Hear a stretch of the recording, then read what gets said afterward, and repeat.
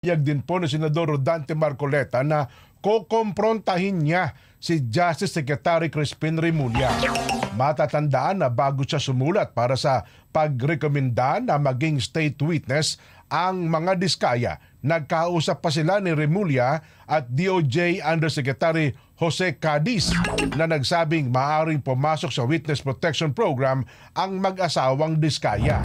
Pero bigla itong naglabas ng statement na kailangan muna nilang ibalik ang mga nakulimbat na pera na ginamit namang basihan ni Soto, pero walaan niya ito sa requirements ng batas. Secretary of Justice kung bakit niya sinabi yun, sapagkat malinaw naman po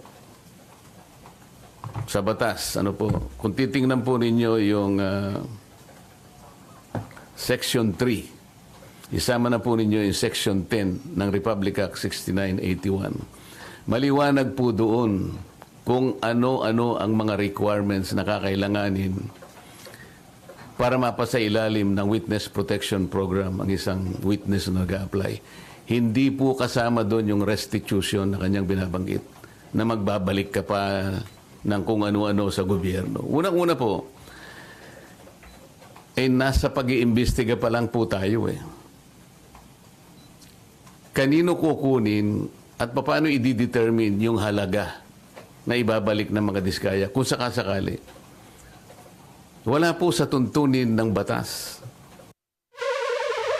Sagot naman ng Secretary Boying Remulla, seryosong aligasyon ang pinag-uusapan at hindi basta-basta isinasailalim sa Witness Protection Program ang isang testigo.